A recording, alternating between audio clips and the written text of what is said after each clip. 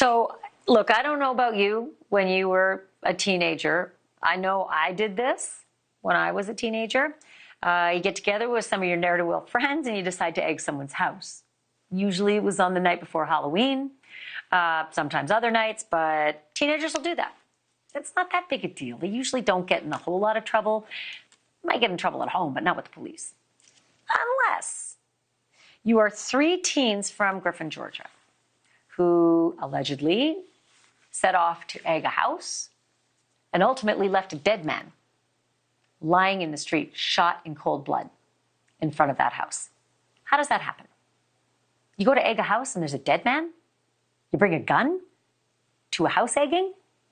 Well, all I can tell you is that Sydney Maughon, 18 years old, Jeremy Munson, also 18 years old, and McKenzie Davenport, a 15-year-old or 19-year-old female, are all facing murder. And not just little murder, big murder, malice murder. It is extraordinarily serious in Georgia. But who pulled the trigger? Well, there's a witness who says they know. I want to bring in Alex Caprariello. He is our correspondent who's on the scene, who got an exclusive interview with the person who was in the house, person who lives in the house where that victim had actually come out of. Alex, I can't for the life of me understand what happened here. The police are saying there's a lover's quarrel, but can you set the record straight on who these 3 teens were that came to the house, who the dead man is, the young man who came out of the house, and who the interview that you got with the woman inside the house was, and how did this all actually play out? Right, yeah, we spoke to Kaylee Morgan. She is Tyler's best friend. She's also one factor of this quote-unquote lover's quarrel.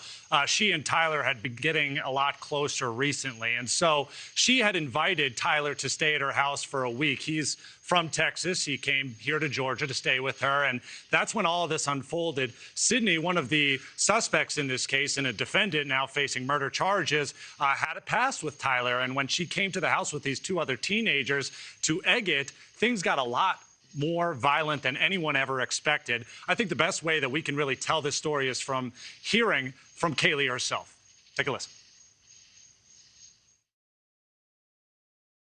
He came outside to confront her. They all ran back to the car, and from what I think happened, she shot him when he was running up to the car in the chest, and then went to go turn away and shot him in the neck, and then he just collapsed.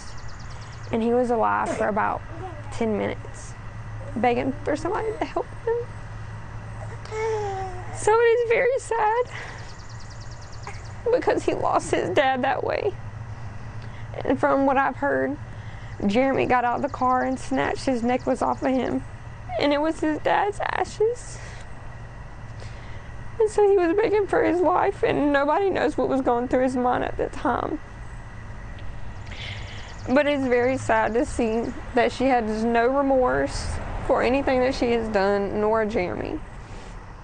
And it's sad they're 18, just for them to throw their life away like that over something very childish. And when I spoke to Kaylee, you could tell that she really was much more than a best friend to Tyler. In fact, she's now carrying his ashes around her neck. If you looked at that locket that she was wearing, that's Tyler's ashes. So she, as well as the family, I've spoken to Tyler's grandmother today. They're all just absolutely heartbroken at this sudden loss of life. What looked to be an innocent vandalism really turned so much more sinister, Ashleigh. So let's talk about the charging, because not 3 people had fingers on the trigger, right? Just one person is alleged to have had a finger on a trigger, and that one person, as I understand it, is Sydney. I'm not sure if I'm pronouncing her name right, but Sydney Maughon. And I believe that's what Kaylee says is the ex-girlfriend of Tyler. So lover's quarrel now would make sense if the police said this was a lover's quarrel. So why are the others, Jeremy Munson and McKenzie Davenport, also being charged with malice murder?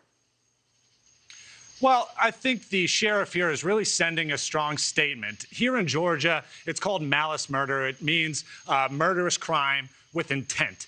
And from what I heard from Kaylee today was that it wasn't just this one moment, that Sydney had threatened both Tyler and Kaylee in the hours and perhaps days leading up to this really traumatic event. She brought along 2 others with her.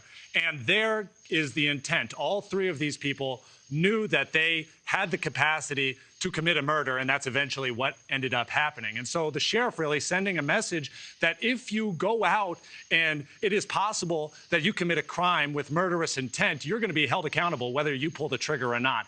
And of course, you mentioned it right. A lot of witnesses here saying that Sydney was the one with the finger on the trigger, pulling that gun and shooting Tyler multiple times. But ultimately, all 3 of them now facing malice murder charges.